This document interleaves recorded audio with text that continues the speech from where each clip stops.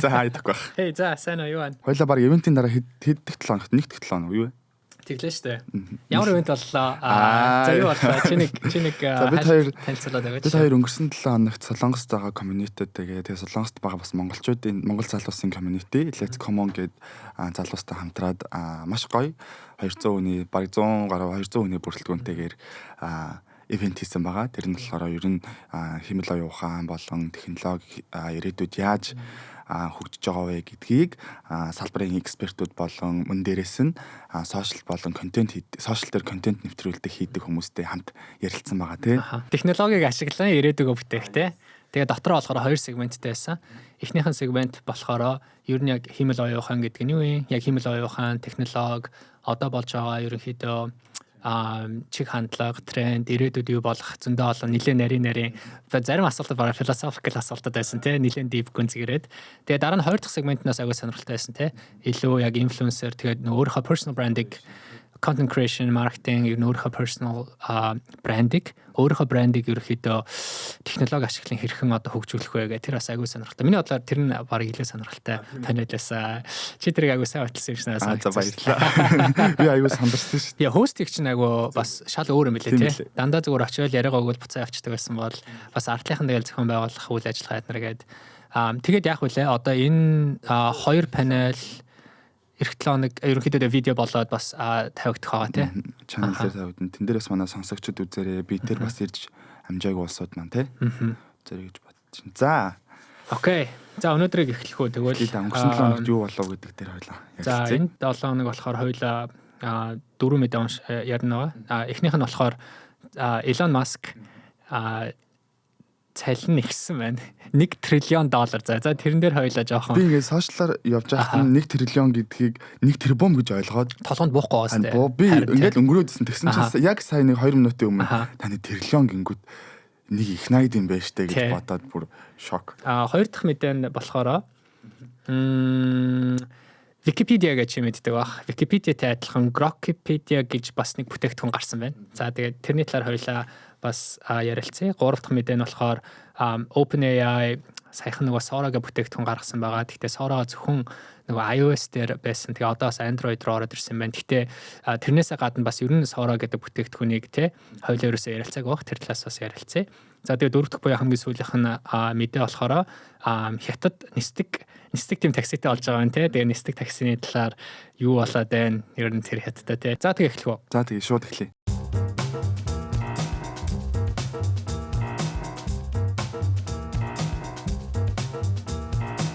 За тэгэхээр эхний мэдээг бол ойлгомжтой. Шууд Elon Musk-ийн цалингийн талаарх мэдээ бол сүүлийн 7 хоногт одоо бүх хэвлэл мэдээллүүдээр явлаа. Twitter дээр нэлээд их юм боллоо. Twitter X-тэй их юм боллоо. Энэ юу нь юу болоод байна? Elon Musk-д яагаад 1 тэрбумын одоо нэг их найдын гэрээг хотын зүгээс зорчваа гэдэг дээр хоёлаа ярилцсан шууд. За миний хувьд зүгээр нэг их найд төгрөг гэдэг нь өөрөө амар их мөнгө. Тэгсэн чинь нэг их найд төгрөг биш.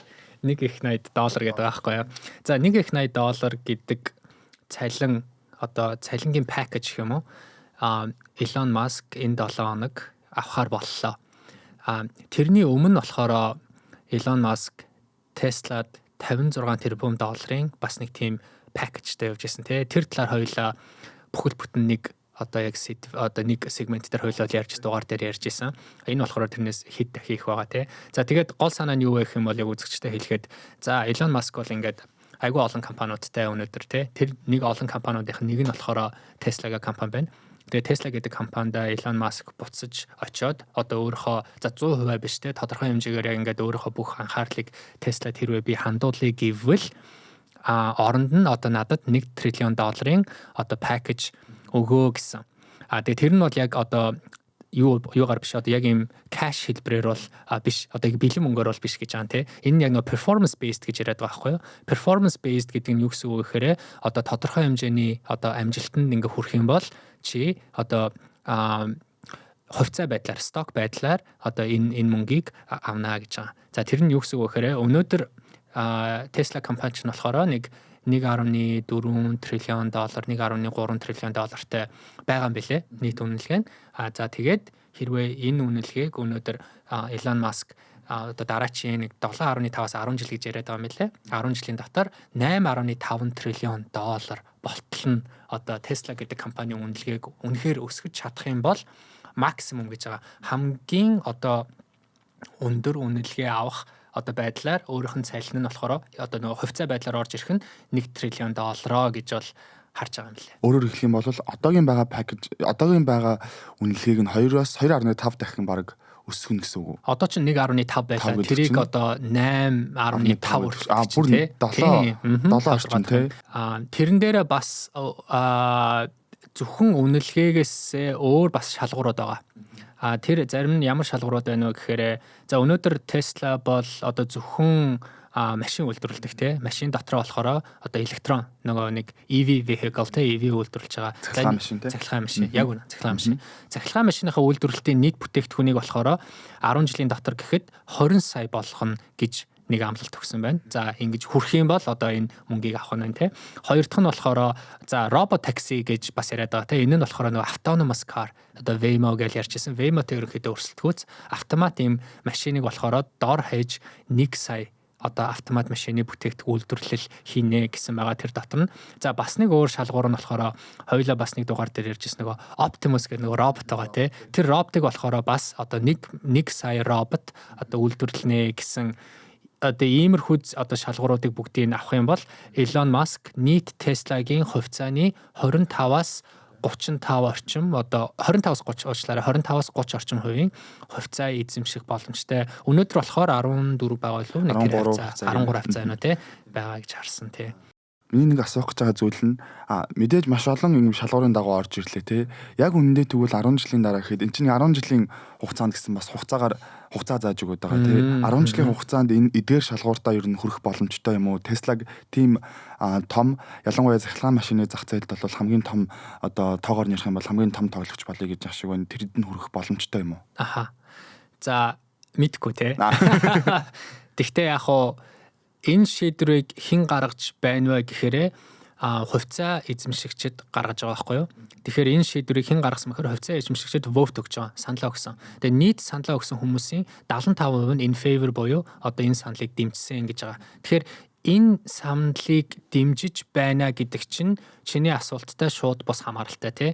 Тэгэхээр одоо саналаа өгсөн хувьцаа эзэмшигт болохоор эзэмшигчид 10 жилийн дараа гэхэд Elon Musk энэ тухайн одоо амлалтуудаа биелүүлнэ гэж бол яг харж байгаа бах. Гэхдээ би энэ дээр бол илүү жоохон cynical байгаа. Cynical гэдэг нь cynical одоо жоохон эргэлзээтэй байгаа тий. Яагаад вэ гэхээр Tesla гэдэг компани өнөөдөр 1.4 триллион долларын үнэлгээтэй байна гэдэг чинь Америкт байгаа бүх ижил төстэй үйл ажиллагаа явуулж байгаа автомашины компаниудын бүх компаниудыг нийлүүлээд тэр үнэлгээнээс илүү давтсан байгаа гэсэн үг. Тэгэхээр Tesla гэдэг компани чинь аль хэдийн одоо нэлээд хөөсрөлттэй компани overvalued гэж ярьдаг те. Нэлээд хөөсрөлттэй юм компани байгаа. Тэгэхээр энэ хөөсрөлттэй яагаад ийм амар хөөсрөлттэй байна вэ гэхээр энд нэг хүлээц байна. Хоёр төрлийн хүлээц байгаа. Нэгдүгээр хүлээц нь болохоор Elon Musk гэдэг хүн чинь өөрөө одоо амар тийм одоо global brand нэг хүн байна те. Тэрнээс болоод хөөсрөлт үүссэн байна. Хоёр дахь нь болохоор өнөөдрийн цахилгаан машинаас гэхээсээ илүүтэйгээр энэ хиймэл оюухан дээр суурилсан робот, автомат car гэх те. Autonomous car гэх зөндөө олон ирээдүйн одоо бий болгох энэ инновац дээр тулгуурлаж байгаа тийм хүлээц байгаа учраас өнөөдөр ийм overvalued байгаа байхгүй юу. Тэгэхээр хэрвээ энийг өнөөдөр хувьцаа эзэмшигчид үгүй гэд reject хийсэн байлаа гэж бодъё. Татгалцсан байлаа. Хэрвээ тэгэх юм бол Elon Musk яах байсан бэхээр энэ Tesla-гаас би одоо явнаа. Өөрийнхөө би энэ одоо химэл оюухан дээр суурилсан энэ ирээдүйн бүтээгдэхүүнийг би өөр компани дээр хийн. За Grok дээр хийх ч юм уу, XAI дээр хийх ч юм уу, тэ. Тэгэхээр өнөөдөр энэ хувьцаа эзэмшигч нь айн үстэй. Яагаад гэвэл Elon Musk явах юм бол шууд одоо Tesla-гийн хувьцаа өнөөдөр нэлээд одоо их хуваар уналтанд орох байсан тийм айцтай байсан учраас миний бодлоор энэ хүмүүс Elon Musk-ын гаргасан энэ саналыг зөвшөөрөхөөс аргагүй байсан байж магадгүй гэсэн бас тиймэрхүү дүнэлтүүд яваад тах шиг үлээ. Тийм миний бодлоор ч гэсэн ер нь бас энэ жилийн эхний үйлрэл хоёр дахь үйлрэлийг хараад үзэх юм бол Tesla-гийн борлуулалт дээрээс нь хятаддах зах зээл бол нэлээд уналтанд орж ирсэн. Яагаад гэх юм бол өнгөрсөн жил бол Elon Musk ч өөрөө маш том компанид одоо ажил руу ороод явцсан. Ер нь хоёул өнгөрсөн дугаарууд дээр ч гэсэн ярьжсэн юу яалаа анхаарлаа хандуулах нь багаслаа гэд пакэжийг бол нэмэгдүүлнэ гэдэг дээр бол ярьжсэн. Тэгэхээр бол гэхдээ миний ойлгосноор энийг нь Elon Musk хүлээж авсан байгаа юу аваагүй байгаа юу? Elon Musk бом баяр те. Ойлгомжтой байна тий. Ойлгомжтой. Elon Musk бом баяр шууд авсан. За тэгээд тайзан дээр гарч хэлэхдээ нэг хэлсэн үг нь болохоор за ингээд одоо Tesla-гийн одоо 2.0 буюу ингээд дараачийн үеийн 90 үе ингээд ирлээ. За тэгээд та нартаа одоо нэмж хэлэхэд те Tesla-гийнхаа хувьцаатайгаа одоо зуралтаарэ. Яагаад гэвэл манай энэ Tesla-гийн үнэлгээ 8.5 триллион руу бол хүрнэ гэж байгаа. За тэгээд зүгээр 1 триллион доллар гэдэг. Би яг асуучихсан. За чиний 1 триллион доллар зүгээр одоо юутэй төсөөлөх вэ? Төсөөлөхдөггүй байна. Компаниар жишиж болох байх. Мөн улсын дотоодын нийтийн хэмжээгээр. За яг үнэ. Жишиж болох тийм. Яг үнэ. За хэдэн жишээ. За эхнийх нь болохоор чи өдөр болгон 1 сая доллар өрье. За хоёул өдөр болгон 1000 вон л. Өдөр болгон чи 1 сая доллар өрлөө гэхэд 2700 жил өрөх юм байна. Тэгэхээр одоо бүр ancient Greek те бүр тэр үеийн баг Грекээс өнөөдөр хүртэлх өдөр болгон 1 сая долларыг өргөхөд 2700 жил. Вау. За нэгт хоёрт болохоор за GDP яг үнэ те дотоодын нийт бүтээгдэхүүн буюу одоо улсын эдийн засаг. Тэгэхээр монголчин нэг 25 тэрбум те. За Монголыг бол нэг 55 нуглаад ах шиг байна. 50-аас 55 нугалж байна. Тэгэхээр Монгол улсыг нэг 50-аас 55 нугалсан тийм одоо эдийн засгийн хэмжээнийг нэг хүн эзэмшдэг. За манай Samsung компани те. Ваа Samsung ч одоо мангар том компани, маш том компани. Манай компани чинь нийт нэг 400 тэрбум долларын үнэлгээтэй байгаа юм билэ. Тэгсэн чинь манай 400 тэрбум доллар. Тэгсэн чинь манай компани 2.5 дахин нугалж байгаа байхгүй юу? Нуглуулж байгаа нь бол Nvidia л байна. Nvidia чинь өөрөө 5 триллион доллар те. Тийм. Тэгэхээр Nvidia-гаас бол нэг 5 дахин бага байна. Окей. За тэг хамгийн сүүлд нь болохоор бас нөгөө нэг DNB буюу дотоодын нийт бүтээгдэхүүн нийт дэлхий дээр 195 компани 195 улс байгаа тий. Нийт 195 улсыг ингээд чи эдийн засгаар нь ингээд эренблий заяа. Тэгвэл Elon Musk гэж зүгээр нэг хүн ихний 20-д орно. За нэг ийм л байдалтай байна да 1 триллион доллар гэдэг чинь. Би сая айгу 1 тэрбум гэхээр нь би ямар их юу бодож ирсэн ойлголоо. Багаар бодож ирсэн айгу ойлголоо. Их найд гэхээр чи юу вэ те. За бас чамд нэг сони юм хэлье заяа.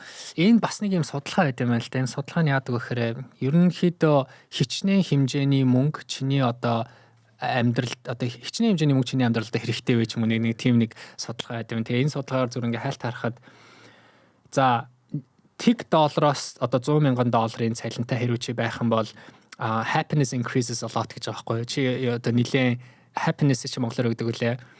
Одоо аз жаргал за чи нэлээд баяртай байна те аз жаргал чинь нэлээд өснөө 100,000 доллартай хэрвээ болох юм бол те за 100,000 доллароос 250,000 долларын цалинтай чи боллоо гэж үзэх юм бол чиний аз жаргал бол тодорхой хэмжээнд өснө. Тэгтээ хамаагүй одоо бага хурдаар одоо бага хэмжээгээр чиний өмнөхтэй харьцуулахад бол өснө гэж байгаа байхгүй юу. За тэгээд 250,000 доллароос хүн 1 сая долларын цалинтай болоод эхэллээ штэ. Тэгэхээр чиний аз жаргал ерөнхийдөө плато гэж байгаа. Ер нь ингээд докторжоод эхэлж байгаа. Тэгэхээр ер нь 1 сая доллар хүрээд бол одоо мөнгө ихсэх тусам аз жаргал чинь ингээд дагаж линейрли одоо ер нь ихсгээ болж эхэлж байгаа байхгүй юу. За тэгээд 1 сая доллароос дээшээ яваад эхэллээ те. 1 сая доллароос 10 сая долларт бол ерөнхийдөө баг ямар ч одоо өөрчлөлт байхгүй гэж байгаа байхгүй аз жаргалд. За тэгээд 10 сая доллароос одоо ихсээд эхлэхээр тэр хүн утга учиргүйгаа тийм утга учиргүй болоод emotion одоо тэр эмоц аз жаргал идрээсээ илүүтэйгээр илүү одоо нэг хүчтэй болж эхэлнэ power одоо ямар нэг одоо өөрчлөлт хийх ч юм уу те одоо нийгэмд өөрчлөлт хийх ч юм уу тийм илүү нь одоо мөнгөөрөө илүү одоо хүчтэй болж эхэлж гинэ. За тэгээд 100 сая доллароос 1 тэрбум доллар ингээд болоод эхлэх юм бол мөнгийг бол илүү одоо нэг тийм түүл байдлаар ашиглаж эхэлж гин гээд. За тэгээд 1 триллион доллар буюу Маскын хувьд бол энэ бол ямар ч утгагүй энийг бол ойлгох аргагүй л ах шиг байна. Гэхдээ яг нөгөө транчаар ингээд өгөнтэй ер нь бол 12 транчаар өгөн тий. Тэгээд бодоод үзэхэр бас ер нь бол хэрвээ энэ ингээ амжилттай болох юм бол баг 100,000-ны хамгийн одоо баян хүн гэж тодорхойлогдох юм шүү. Хүн төрөлхтний тий. Sora гэдэг их гоё бүтээгдэхүүн байгаа тий. OpenAI-гийн гаргасан. Тэгэхээр зүгээр Sora-г чи нэг эхлээд тайлбарлаад өгөөч. Яг яадаг бүтээгдэхүүн вэ? Sora гэдэг нь болохоор OpenAI-гийн охин одоо компаниас одоо компани гэхүү те гаралтай өөрсдийнх нь хөгжүүлж байгаа бүтээгдэхүүн. Ерөнхийдөө та текстийг видео болгох чадaltaй.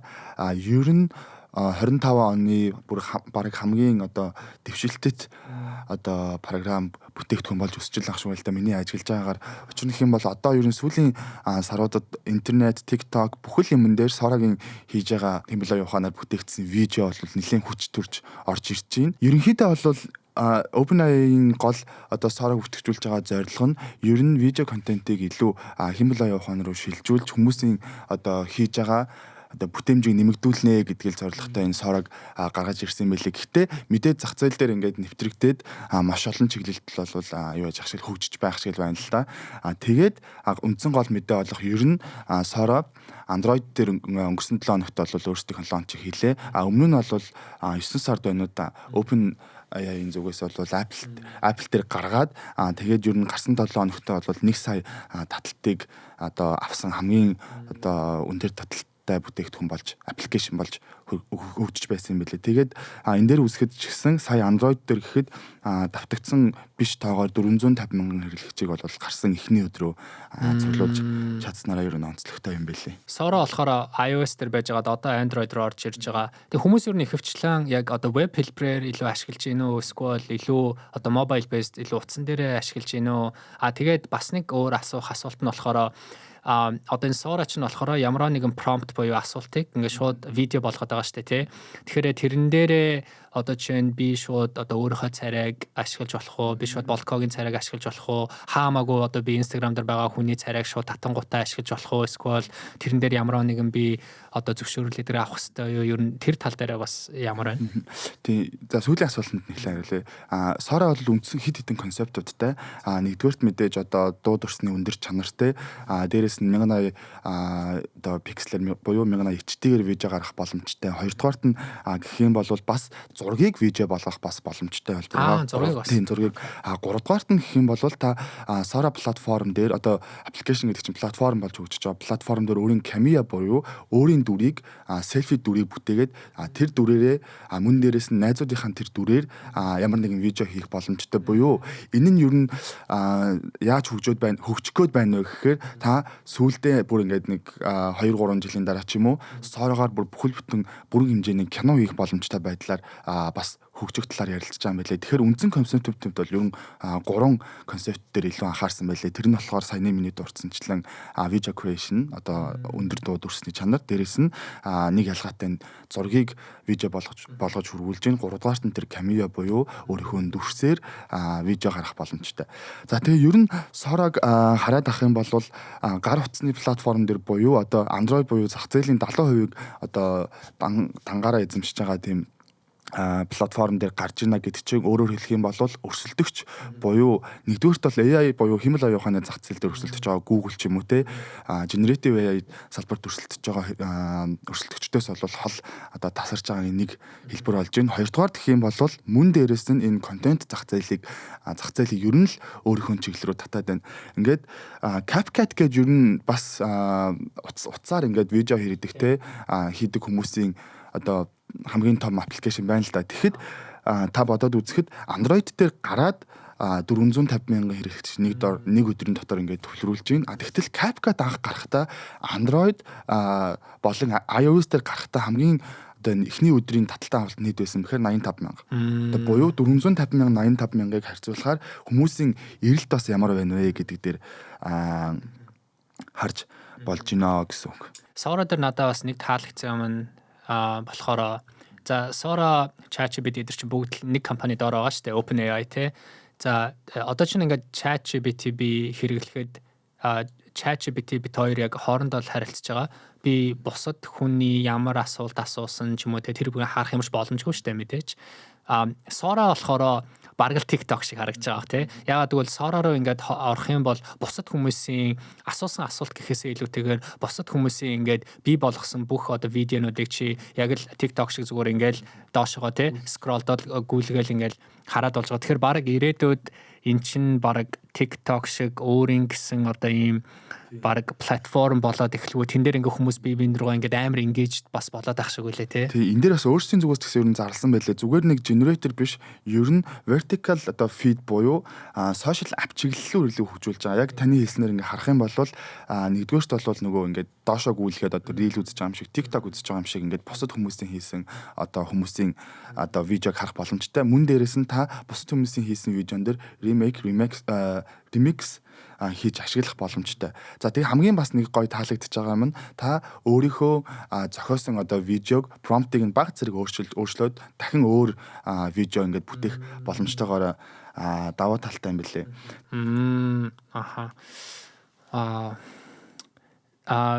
Зүгээр одоо бол ChatGPT эхлээд үнгүй гарч эхлээд тэгээд жоохон байж байгаад одоо subscription based болоод илүү гүнзгий, илүү олон зүйл асуу гэх юм бол одоо subscription based байгаа шүү дээ. Тийм мөнгө төлж байгаа. Sora бол одоохондоо бол үнэгүй байгаа. Гэхдээ чи түрүүн хэлсэн бас ингээд ирээдүйд 2-3 жилийн дараа Sora-г ашиглаад бүхэл бүтэн бараг кино хийх болно. Тэгэхээр чиний харж байгаагаар зүгээр яг энэ өөрийн гэсэн нэг тийм marketplace ингээд одоо бий болгож чинь. Тэгээ энэ нь үний хувьд бас subscription based ингээ байх болоо эсвэл баахан нөгөө нэг зар сурталчилгаа айд ороод ирэх болоо тэр талаар манай хүн ямар нэг юм бизнес модель дээр ярьсан болоо одоохондоо хараахан бас бид нар бол мэдэхгүй байгаа. Би бас яг сайн мэдэхгүй нэг тэрний талаар. Гэхдээ зүгээр миний бодлоор илүү subscription биш advertisement чиглэл рүү хөгжих болоо гэж бодоод байна. Ягаад гэх юм бол эн чинь ингээд олон хүмүүсийг ингээд оруулаад мөн дээрээс нь олон хэрэглэгчтэй болоод хүмүүсийн контентын одоо төрлийг өөрчилж гинэ гэдэг маань ерөнхийдөө ингээд сабаар биш адаар явах юм бол илүү мөнгө олох боломж нь миний зүгээс ихсэх болоо гэж харж байгаа юм билээ. Харж гин ерөнхийдөө. За дараагийн мэдээ рүү орохоос өмнө зүгээр надад харагдсан бас нэг тийм зүгээр тренд гэх юм ингэж хандлага те. Хүмүүс ерөнхийдөө ямар төрлийн одоо ингээд видео үзэж чинь тэгээд ирээдүйд ерөнхийдөө яаж өөрчлөгдөх вэ гэхээр зүгээр миний хувьд ингээд back in the day одоо би ингээд бага байхад бол ингээд Монгол улсаараа бид нар ингээд яг зурагтаа хасаагаал яг нэг л видео үздэг байсан байхгүй юу. Тэр нь одоо тухайн үеийн за Тэ Жангум ч юм уу, Ким Духан ч юм уу ингээд нэг кино яг нэг тухайн цагт гардаг. Эсвэл бүгд яг одоо тэ өдөр яг сумогоо үздэг ч юм уу тэ ингээд баг улсаараа нэг 2-3 ингээд видео ингээд үздэг, нэг юм контент ингээд үздэг байсан тэ. Тэгтэл ингээд одоо сошиал медиа дээр орж эхлээд ерөнхийдөө хүн болгон өөрийн гэсэн одоо үздэг нэг тийм personalized гэж яриад байгаа шүү дээ. Илүү personalized болоод одоо бол жишээ нь миний хувьд ингээд миний нэг үздэг нэг хідэн ютубер байгаа байхгүй тий. Тэрийг бол одоо Монгол улсаараа хинч үзэхгүй. Гэхдээ би л тэрийг үздэг. Тэгэхээр хүн болгон өөрийн гэсэн нэг тийм хүндэлдэг үздэг ч юм уу харж явдаг нэг тийм хідэн ютубертэй баг болцсон тий. Тэгээ ингээд явж итэл одоо Sora гараад ирсэн чинь бид нар өөрсдийнхөө видеог, өөрсдийнхөө контентыг өөрөө хийх чадвартай болсон чинь бүр одоо ингээд ирээдүйд би хэнийг ч үзэхгүй зөвхөн яг өөртөө тохирсон өөрийнхөө видеог би өөрөө хийгээд тэрийг үзэл өөрийнхөө орчлонд ингээл баг амьдрах юм болоо надад зүгээр нэг тийм сэтгэл төрсэн. Нэг юм space-д орчиж байгаа юм шиг тий. За тэгэхээр Sora ер нь яаж хөгжих нь харж ий. Тэгээ одоо бол нөгөө илүү контент маркетинг чиглэлийн контент бүтээгч хүмүүст илүү зориулагдж байгаа юм байлээ. За тэгээ дараагийнхаа мэдээ рүү орцгоё. Дараагийн мэдээ их сонирхолтой мэдээ байгаа нөгөө Grok AI гэж байсан шүү дээ тий. Аха.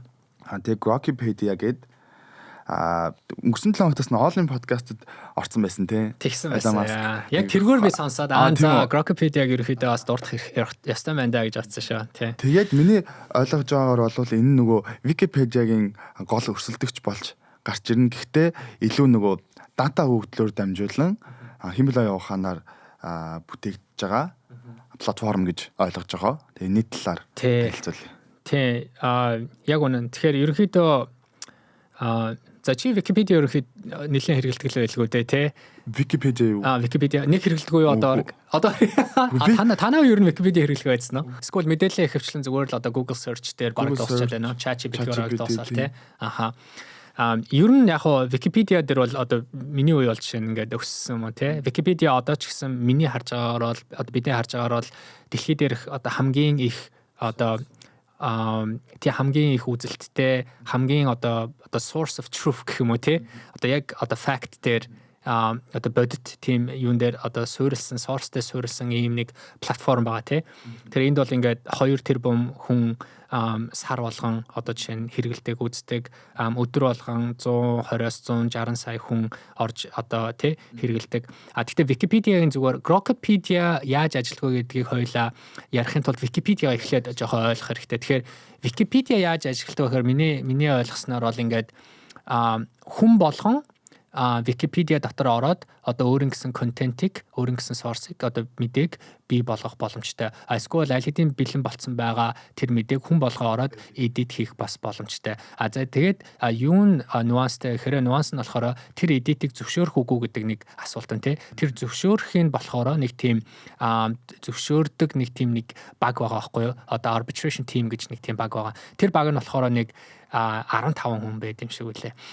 Тийм 15 хаан яг доошлсоор байгаад эдитийг бол одоо хин хийж болно. За тэгээд дараа нь эдитийн нэг тодорхой хэмжээгээр одоо зөвшөөрөх боломжтой нэг одоо хэдэн мянган хүн байдаг ч юм уу. Тэгээд хамгийн сүүлийн шийдвэр гаргадаг нэг 15 хүн. Тэгээд энэ 15 хүн болохоор волонтер хүмүүс те. Энэ бол зарим хүний яг хин гэдгийг ч бараг мэдэхгүй нэг тийм pseudonym team нэр мэрээр ингээ байж байгаа тийм 15 хүн.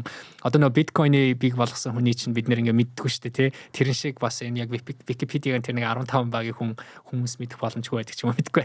Би тийм сонссон. Тэгэхээр Elon Musk-ийн ярьж байгаагаар болохоор за энэ нь бол бас ямар нэгэн байдлаар юм biased тий энд бол biased байна. Яагаад гэвэл энд нэг тийм 15 хүн одоо эцсийн дүнд бас нэг шийдвэр гаргаад нэгдүгээрт. Хоёрдугаар болохоор Википедиа чи ямар нэгэн мэдээ оруулна штэ. Тэр нь заавалчгүй одоо яг нэг тийм одоо нэг newspaper ч юм уу те ямар нэгэн source дээр заавал үндэслэгдсэн байх ёстой байдаг байхгүй юу. Тэгэхээр чи Википедиа дээр хамгийн их одоо нэг sourceтай, хамгийн их citationтай, хамгийн их одоо үндэслэгдсэн ингээд нэг одоо медиа хэлбэрүүдийг харах юм бол нөгөө том одоо newspaper байгаа байхгүй юу. Тэр нь одоо за New York Times ч юм уу те одоо Wall Street Journal ч юм уу CNN ч юм уу те. Тэгээд буюу барууны үзэл буюу илүү одоо барууны баруун дотроо болохоор нөгөө нэг зүүн тал баруун тал гэж одоо left and right гээд энэ нь болохоор илүү тийм left leaning илүү одоо зүүн тал руугаа байна. Тэгээд Wikipedia ч нь болохоор заримаа нэгэн одоо тийм маргаантай иймэрхүү мэдээнүүдийг бас нөө сенсор хийгээд хаяа ингээ бас блоклчт юм байна л да. Тэгэхээр манай одоо Elon Musk биш шүү. Elon Musk ерөөдөө юу гэж харж байгаа гэхээр энэ Wikipedia тодорхой хэмжээгээр biased юм байна. Илүү зүүн тал руугаа шиглэсэн юм байна. Илүү biased юм байна. Тийм учраас одоо илүү objective үнэн гэж ярьдаг те. Objective үнэн гээд илүү objective үнэн дээр суурилсан ийм платформыг Elon Musk гарах хэрэгтэй байна гэд Grokopedia гаргасан юм байна. Энэ тэгээд юу яатсан уу? Ашиглаж болж байгаа юу? Ашиглаж болж байгаа. За тэгвэл шүү дээ. Grokopedia-гийн миний ингээд ойлгосноор бол нөгөө компьютерийн хэлээр мэдээлэл оруулах юм уу? Үгүй юу? Эсвэл бол та ер нь Grokopedia-гийн яг ажилтдаг ажиллагаагийн нэг жоохон тайлбарлаад ерөнхий ажиллагаагийн нэг тайлбарлах юм бол миний ойлгосноор бол нөгөө LLM ашиглаж үүсгэнэ гэж яриад байгаа. Яг үнэ. Одоо хоёулаа дөнгөж сая Википедиаг харлаа. За Википедиа дээр болохоор хүмүүс мэдээг оруулж гин. Тэгээд оруулсан хүмүүсийн мэдээг болохоор ямар нэгэн хүн зөвшөөрж ин эдиторууд нь болохоор 15 хүнгээ харлаа. Grokopedia юугаараа ялгаатай вэ гэхээр за Elon Musk мэдээж Twitter-ыг нөө эзэмшдэг учраас Twitter дээр болж байгаа бүх одоо conversation бүх яриануудыг жишээ нь түүж авч байгаа байхгүй юу. Тэгээд дараа нь энэ дэлхий дээр байгаа бүх одоо web based те интернет дээр байгаа бүх мэдээллүүдийг бас аван заяа.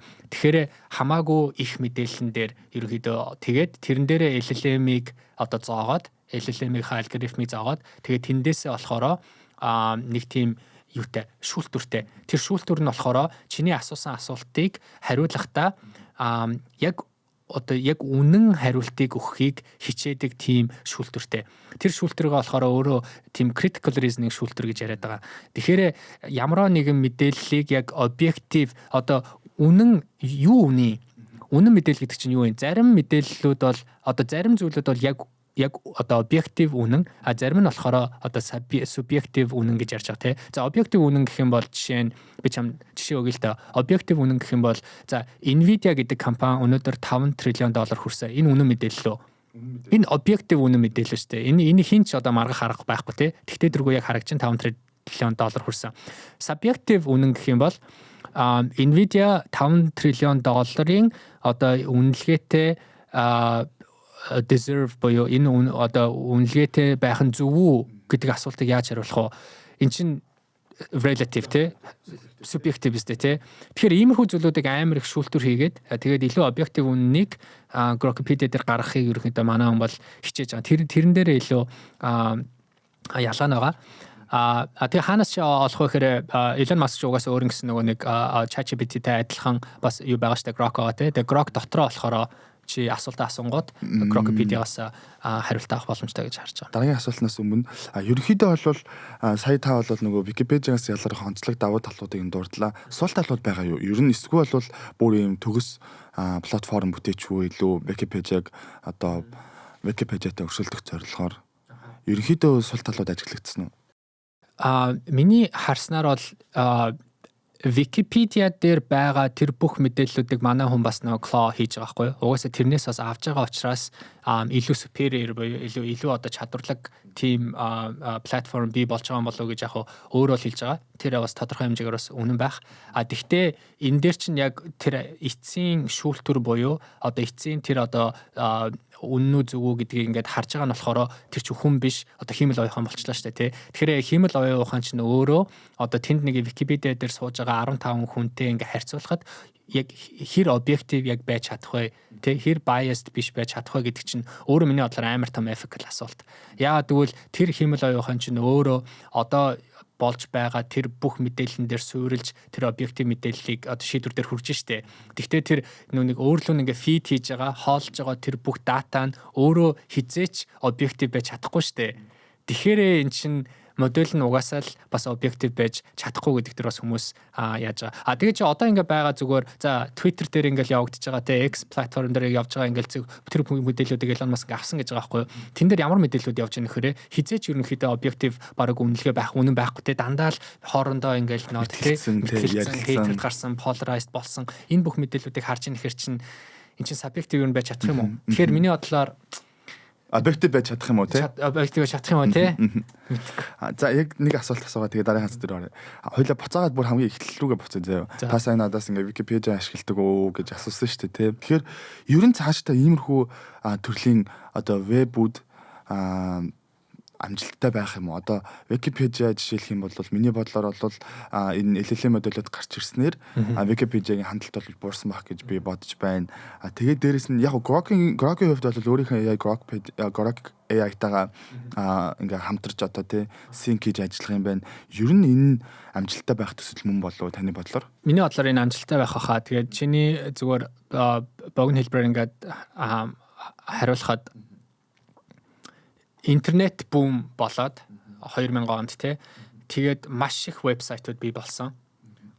Тэгээд дараа нь одоо ингээд цомхсоор агаад одоо хитгэн платформ өнөөдөр нийт хүн төрөлхтний бараг 80-90% ингээд эзэлж байгаа байхгүй юу? Өнөөдөр Instagram, Facebook, YouTube ч юм уу, Google search ч юм уу ингээд хитгэн юурлон концентрацд болсон. Одоо миний бодлоор ийм LLM үсээд ChatGPT дээр үсээд бүр багасах юм болов гэж бараг би бол анзаарагдаад байгаа. Хүмүүс өөр платформ руу явах хэрэгцээ нь улам л одоо багасаад байгаа тий. Жишээ нь одоо хоёулаа зүгээр ингээд Солонгост ингээд байлаа гэхэд би өнөөдөр Papago гээд одоо апыг орчуулгын апыг чинь хэрэглэдэг байсан бол одоо би Papago орох ямар шаардлагагүй болсон. Бүх юма ChatGPT дотор. Би өнөөдөр Google руу орох, Google search руу одоо орох шаардлагагүй бүх юма одоо ChatGPT дотор ингээд асуугаад хангалттай болсон. Википедиаг яг үнийг хэлэхээр би багтаал хэрэглэдэг байсан бол одоо баг нэрээ Википедиа байсан те. Би ч ингээд баг санаа те. За одоо ирээдүйд бүр одоо agentic commerce гэдэг нэг ямар нэгэн чи худалдаа авалт хийх юм бол худалдаа авалтаа бүгдийг ChatGPT дотроос ингээд авдаг болчих ч юм уу те. Ингээд хэрэгцээ улам л концентрацд болоод байгаа болов уу гэж анзаарагдаад байгаа шүү те. Окей. За хамгийн сүүлийн сэдв хятад улс flying taxi агаар дээр одоо агаарын такси гэх юм уу? За энэ талаар юу болоод байна? Би энэ сэдвийг ер нь нэлээд харж байгаад оруулж ирсэн. За окей. Financial Times-ийн зүгээс бол өнгөрсөн 7 хоногт ямар мэдээлэл гаргасан бэ гэхээр Хятадын E-Han гэдэг нэртэй компани бол өөрсдийн одоо нисдэг таксины төхөөрөмж буюу нисдэг таксиг онгоцны буудлаас хот хооронд хүргэх замаар хүргэх одоо боломжтойгоор 3 жилийн дотор бол юу яана лонч буюу одоо хэрэглэнд нэвтрүүлнэ буюу массын одоо үйлчлэгэнд нэвтрүүлнэ гэдэг зорилтыг тавьсан байна гэд. Тэгээд жоохон ингээд мэдээг уншаад үзэх юм бол энэ та $30 төлөөд $30-оос одоо дунджаар $30 төлөөд бол та онгоцны буудлын руу ингээд нисдэг таксигаар хүрэх боломжийг ер нь бүрдүүлнэ гэж гарч байгаа юм байна. За тэгээд ингээ хараад үзэх юм бол энэ нь ерөөсөө шин зарлагдж байгаа мэдээлэл биш юм байлээ. Зоршиг тээвэрлэх агаарын одоо зах зээл энэ дээр бол маш олон одоо улсууд бол хамгийн ихний одоо хэрэглээнд нэвтрүүлэхийг нэвтрүүлэхээр өрсөлдөж байгаа юм байна. Тэрний нэг нь бол Хятад улс, Герман улс, Их Британи, Америкийн нэгдсэн улсууд бол энэ зах зээлд бол бүтээгдэхүүн гаргахын төлөө өрсөлдөж байгаа юм байна. Тэгээ энэ зах зээл буюу eVTOL-ийн хамгийн онцлог нь нисгэгчгүй буюу та нисгэгчгүй байдлаар та одоо томруулсан хэмжээний дроноор хүн тээвэрлэнэ гэсэн үг байхгүй юу? Бортлоод биш юм уу те? Helicopter биш юм те? Яг helicopter гэж хэлж болохгүй. Гэхдээ helicopter, drone хоёрыг ингээ холцсон юм шиг та хэрвээс юу мөрөө TikTok эсвэл YouTube энэ төрлөө харах юм бол загварууд нь байж байгаа. Сонирхолтой юм гэх юм бол энэ машинууд чинь ингээ одоо бүтээгдсэн юм энэ таксинууд чинь. Тэгээд хамгийн гол нь нөгөө нэг массын хэрэглээнд нэвтрүүлэх буюу та олон дахин туршиж үзчихийж массын нэвтрээнд одоо юунд хэрэглээнд нэвтрэх боломжтой учраас энэ одоо үйлчлэгээний одоо сертификат энэ хангамжийг авахын тулд 3 жилийг л зориулна гэдгээрээ онцлог юм байлээ нэг компани. Тэгээд би бас энийг ингээд уншичаад юу нэг ингээд бодож ирсэн байхгүй юу. Сая та өнгөрсөн сар өглөө 2-7 хоног юм жилөө нөгөө юу л Чингис хаан нисэх онгоцны буудлын руу явахын тулд 300,000 төгрөг төлөө та ингээд вертолетоор одоо хотын дээрээс нисэх боломжтой байгаа. Тийм байгаа шүү дээ. Тэгээд тэрийг би нисгэгчтэй би тэрийг харчаад энэ манайхтай ижлэх юм шүү гэдэгсэн чинь тэр нисгэгчтэй юм байлээ. Тэгээд энэ eVTOL-ийн хамгийн одоо eVTOL зах зээлийн хамгийн онцлог нь нисгэгчгүй та холоос зайнаас удирдах боломжтойгоор даваа талтай болж орж ирж байгаа юм байлээ. За энэ үйлчлэгээ ингээд бий болгож байгаа. За Хятад өөр чи ямар орнууд гэсэн бэ? Их Британи, Герман, Америкийн нэгдсэн улс бол мэдээж байгаа тийм. Тэгэхээр Америкт одоо чинь хэн бэ? Одоо чинь Waymo хоёлаа өмнөх дугаар дээр чинь ярьсан шүү дээ. За Waymo бол ингээ өөрийнхөө одоо autonomous car-ыг бий болгож байгаа. Америкт нэг 5-6 одоо хотод аль хэдийн үйл ажиллагаагаа эхлүүлсэн. Лондонд болохоор дараа жил гэхэд одоо тий үйл ажиллагаа эхлүүлнэ, pilot нь ингээд эхэлсэн байгаа гэд адилхан Waymo миний бодлоор зүгээр яг бүтээгдэхүүний технологийн хувьд чинь за нисгэгчгүй нисдэг тэрэг нисгэгч эсвэл жолоочгүй машин хоёр чинь яг хүнийх нь хувьд хүнгүүгээ тэргээр адилхан. Гэхдээ технологийн хувьд бас өөрөөж магадгүй. Тэгэхээр өөр компаниуд энэ дээр өршөлтд юм болоо. Яг тодорхой одоо компанийн нэр бол би хэлж чадахгүй байна. Ямар ч гэсэн юуны хувьд бол хөдөлгүүрийн хувьд бол энэ алсын зан хөдөлгүүр байх юм байна гэдгийг нь бол нийтэд ил болсон байгаа.